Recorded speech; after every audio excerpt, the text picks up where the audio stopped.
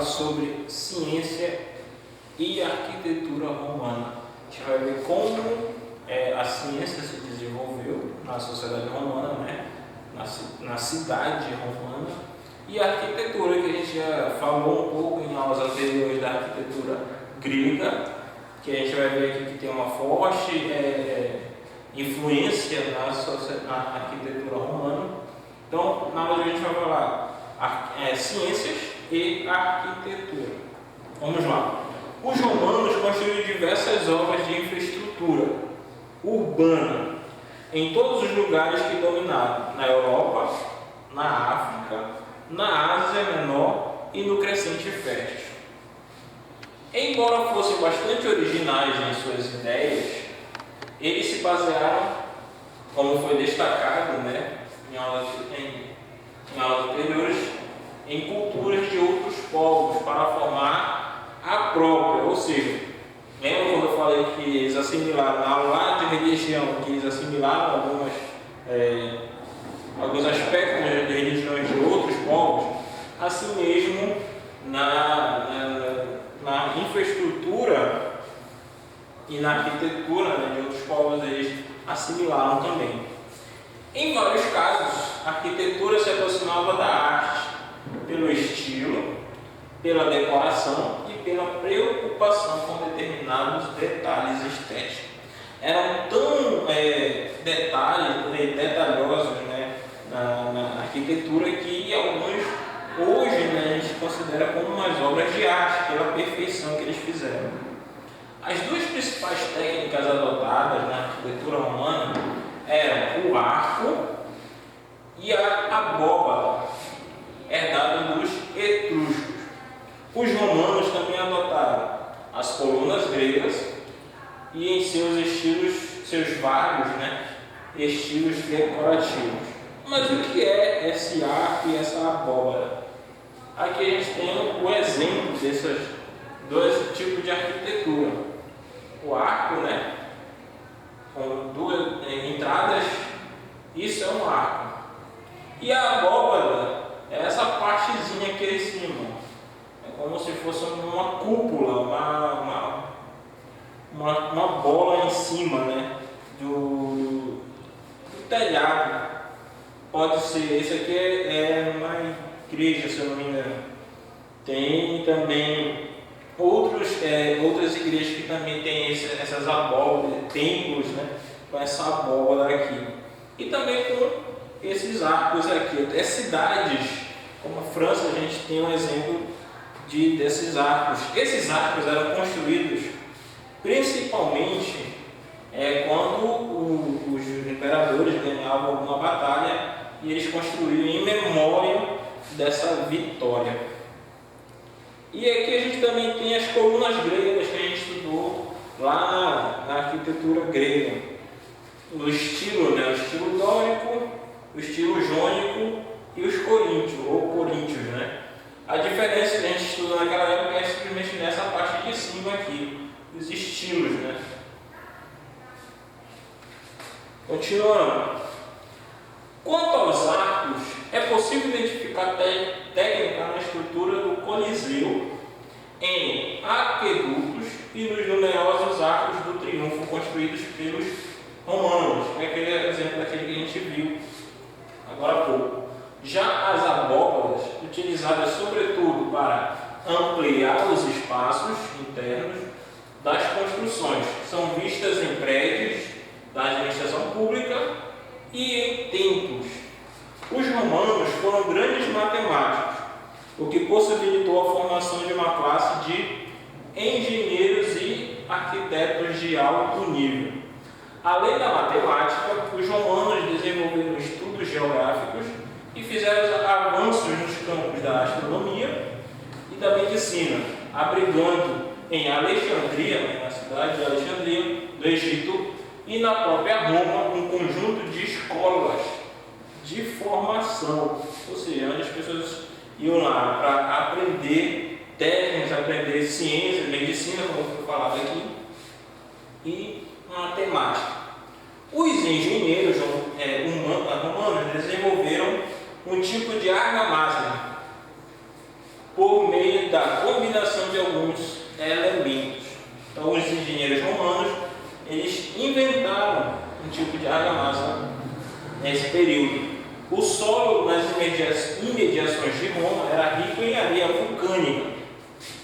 E quando misturado a cal e a água, formava uma espécie de cimento muito resistente. Ou seja, eles pegavam coisas da natureza, né? Como foi esse caso aqui. A combinação do cimento com outros elementos resultou na composição do concreto, diferente do concreto que a gente conhece hoje. A medicina praticada em Roma era quase toda baseada nos tratados e nas técnicas desenvolvidas pelos gregos. Plínio, um intelectual romano do século I, chegou a afirmar que as pessoas somente acreditavam em prescrições médicas escritas em grego, para vocês verem como a medicina grega tinha tanta influência nas sociedades do mundo antigo, principalmente do Roma antiga. As pessoas acreditavam mais no médico grego do que no médico de outra região, ou até mesmo na própria cidade onde elas moravam. Então vocês verem como era tão aceita a medicina grega. Roma era considerada uma das grandes civilizações do passado, entre outros motivos pelo seu desenvolvimento urbano, que a gente vai ver daqui a pouco uma imagem sobre isso. A cidade tinha estradas, largas avenidas, ruas paralelas e irregulares, construções como fórum, teatros e anfiteatros, circos, templos religiosos, entre outros. Ou seja, era uma cidade completa, né? Tinha todas essas características aqui que eu citei. Tinha as avenidas largas, né? Diferente de algumas cidades que a gente tem hoje. Roma já tinha uma infraestrutura já bem avançada para a época, né? Eles já pensavam na grande quantidade da população que ela tinha e na acomodação delas, né? na comodidade delas. No fórum, continuando, a população urbana se encontrava para desenvolver o comércio, discutir assuntos públicos e realizar festas religiosas e cívicas. Aqui a gente tem uma imagem do que seria, como era a cidade de Roma.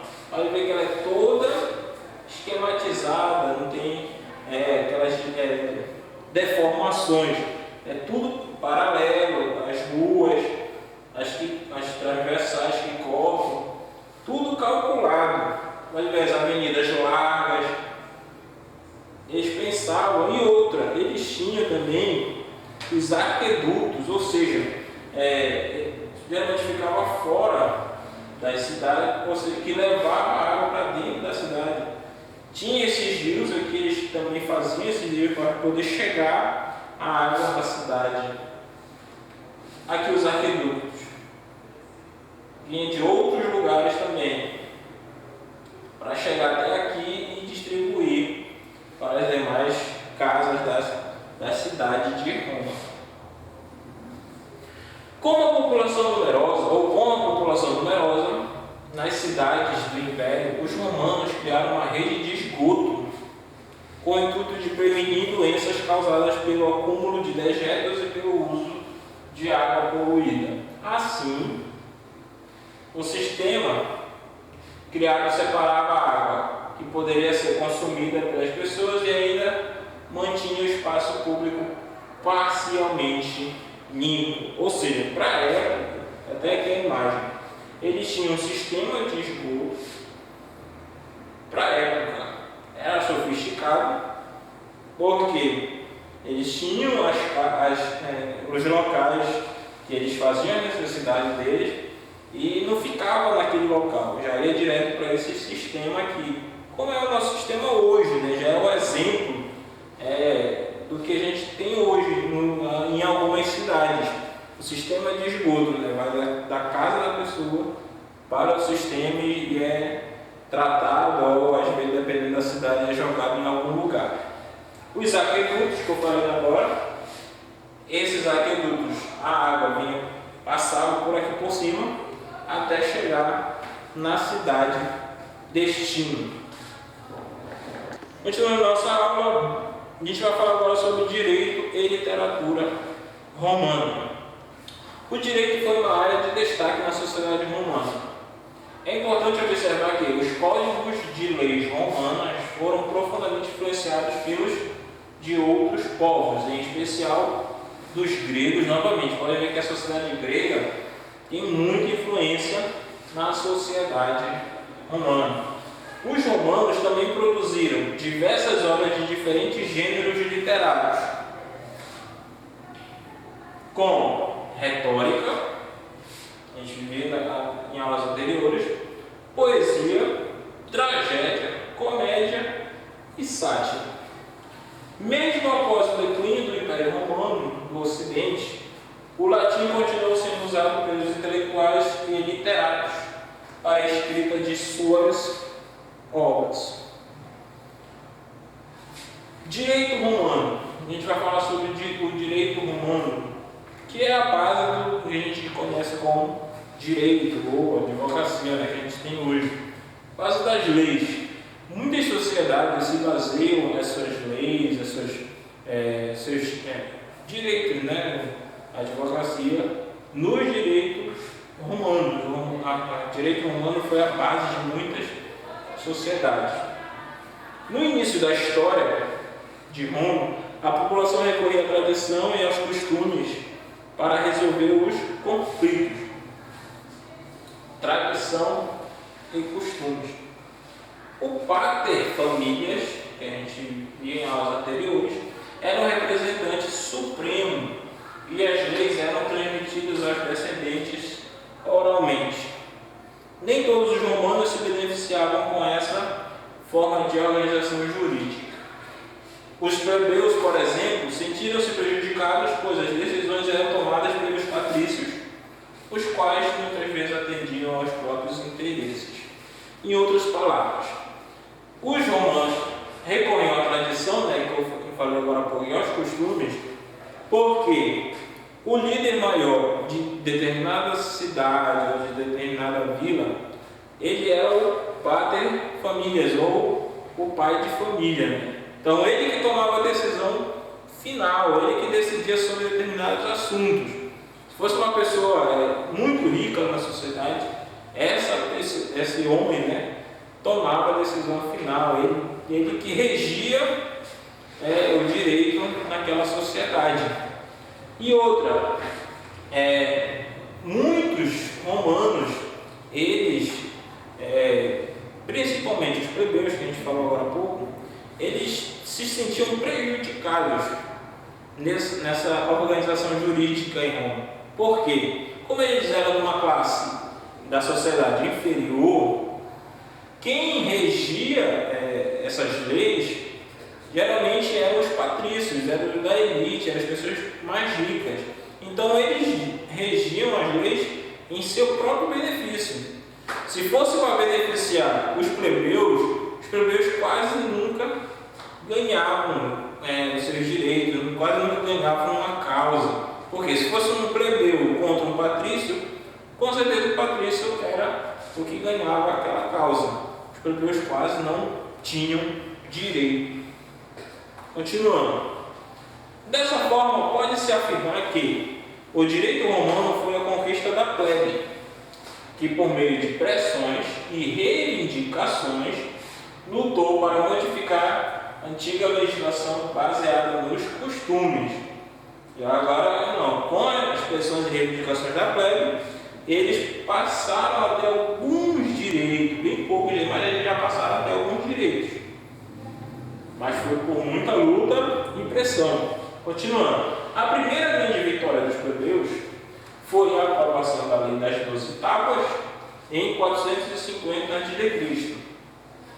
O primeiro conjunto de leis escritas para a República Romana. Lembra nas aulas anteriores que a gente falou sobre essa lei de 12 tábuas? Era um conjunto de 12 tábuas, a qual tinha as leis dos plebeus, a qual eles podiam consultar a hora que eles quisessem, quando eles quisessem. e não ir consultar um patrício, um legislador lá, e ele podia muito bem falar erroneamente a lei para não conceder o direito ao plebeu. Continuando, tais leis, no entanto, foram substituídas pelo edito dos pretores. Esses magistrados tinham por função interpretar bem como orientar e instruir o júri que decide a ação. Ou seja, os pretores, eles eram magistrados e eles que tinham por função interpretar, pegar a lei, ler, interpretar e orientar o júri, se tivesse algum júri em algum julgamento, e dizer, olha, vocês, isso, você tem que votar nisso, ou o certo seria isso. Então, os magistrados, os pretores, né, eles orientavam o júri numa causa, num julgamento. Agora a gente vai falar sobre o direito romano. E ele era organizado, muito organizado. Então ele era organizado da seguinte forma: direito civil, ou juris civile, ou civile. O que era isso? Conjunto de leis aplicadas aos cidadãos romanos, baseadas em seus costumes e leis escritas. Um exemplo era a lei das 12 tábuas, que a gente citou agora há pouco. Direito dos povos, o que era? Jus gentium, lei que seria comum a todos os povos do mundo romano, cidadãos romanos, seus aliados, os latinos e os peregrinos. No direito dos povos estavam previstas leis que diziam respeito à escravidão, à propriedade privada, aos contratos e às transações de compra e à venda entre esses grupos. Ou seja, ele englobava quem fazia parte do mundo romano, se fosse um povo conquistado, se fosse um aliado, era coberto pelo direito dos povos. E por último tinha o direito natural, o jus naturale, referente aos direitos naturais dos cidadãos anteriores à formação da sociedade, os quais o Estado era obrigado a respeitar e não podendo estabelecer leis que os contrariassem. Representava o princípio ideal de justiça, ou seja, era o direito básico do cidadão romano. Nessa aqui, não podiam criar outra lei para tirar o direito natural. Por exemplo, seria o direito à vida, né? Com a expansão de Roma, suas leis alcançaram vários locais, tornando-se muito conhecidas, ou seja, com a ampliação, né, de Roma, do Império Romano, da República Romana, vários locais foram alcançados. Mesmo após o fim do Império Romano, a forma de organização do direito romano foi mantida pelos povos locais ou pelos povos bárbaros que chegaram a essas regiões. Lembrando que bárbaros eram aqueles que não eram considerados cidadãos romanos, eram outros povos. Agora a gente vai falar sobre literatura romana. A gente já falou de direitos romanos, a gente já falou em aulas anteriores de ciência e arquitetura. Agora a gente vai falar sobre literatura romana. O que os artistas, os escritores romanos faziam, quais obras que foram feitas na sociedade romana. Vamos lá. A literatura romana, ou latina, né, por causa do latim, da língua, desenvolveu-se principalmente nas formas de poema, prosas, obras de histórias, biografias e filosofia política. Entre o século I a.C. e II d.C. surgiram as principais obras desses gêneros literários, marcando o período do chamado latim clássico. Um grande expoente da literatura romana foi Marco Túlio Cícero. Ele viveu em 106 a 46 a.C., que viveu em um período conturbado nos anos finais da República Romana. O que ele era? Ele foi filósofo e jurista, ele era político, foi senador e muito polêmico e de fala convincente. Ele tinha um bom papo, né, como a gente pode dizer em outras palavras. Esse era Marco Túlio Cícero, a estátua que fizeram dele. Cícero escreveu vários tratados sobre ética, leis e oratória, bem como seu discurso cuja fama se perpetua até os dias atuais. Ele era conhecedor da filosofia grega, buscava adaptar essas ideias ao mundo romano. Cícero tinha como objetivo principal denunciar os problemas do governo de Roma e enaltecer as realizações do povo. Esse posicionamento lhe rendeu inimigos ao longo de sua carreira, já que ele queria que o povo tivesse mais direito, né? O que isso significaria? Que muitos direitos dos ricos ou dos patrícios iam ser perdidos, e com isso ele teve alguns inimigos. Vamos lá. Foi afastado de suas funções públicas e teve sua morte encomendada pelo então cônsul Marco Antônio, a quem havia feito críticas publicamente. Olha aí, tem um inimigo aqui. O poeta Vigílio, ele viveu do ano 70 ao ano 19 a.C., também foi destaque na literatura, sendo autor de Écolas e Geórgicas e Eneida, que é o mais conhecido. Em Eneida, Vigílio narra na história de Roma desde a origem, o poder e a expansão do Império Romano. Vamos falar um pouco dessa obra, a Eneida ou Eneida. Foi um poema épico encomendado pelo imperador Otávio Augusto. Vigílio escreveu a obra durante 12 anos. Pensa num cara que escreveu bastante, ou pensou bastante para escrever essa obra. A história narra a aventura de Eneida. Ele era um herói troiano que conseguiu fugir da destruição de Troia e que, após uma longa viagem pelo mar Mediterrâneo, guiado por seu pai, chegou à Península Itálica, sendo então o mais antigo ancestral de quem? Dos romanos. A obra deu origem a vários outros clássicos, como os Lusíadas, de 1572, de Luís Vaz de Camões. Já é bem pouco mais atual, né? E aqui seria Eneida, né? Esse aqui é Vigílio e a obra dele, Eneida. Continuando. Uma herança da literatura romana são os textos do gênero conhecido como fábula ou fábula, né? Histórias curtas que têm o objetivo de transmitir algum tipo de ensinamento, principalmente para crianças. As fábulas geralmente têm uma moral que a gente cita, para os que já têm um pouco de conhecimento, eles dão uma moral no final da história. O escritor Fedro, que viveu na Grécia ocupada pelos romanos, foi um dos primeiros expoentes desse tipo de narrativa. O latim, assim como o direito, tornou-se um legado romano, presente em nossa sociedade até a atualidade.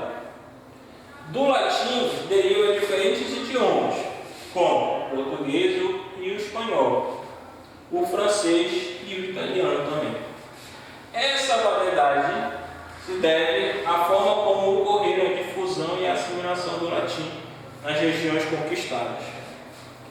Como as terras que integravam o Império Romano eram extensas, as populações tinham dificuldades em manter contato entre si, e dessa forma o latim foi incorporado aos dialetos locais.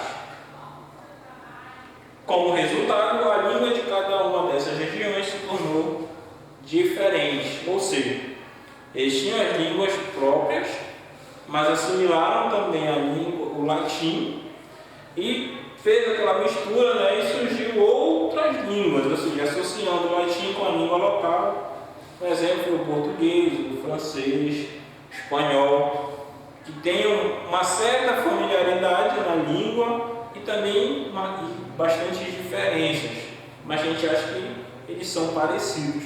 Então, a literatura romana ela foi muito importante como base para muitas narrativas que a gente conhece hoje, né? Tem a sátira, tem o poema, os poemas clássicos que a gente chama, né? Tem os poemas métricos que anos mais tarde foram feitos, tinham uma metragem esses poemas, mas o estilo, a base deles era a narrativa romana, né? Os romanos, né? A literatura romana. Então, até a próxima aula, pessoal.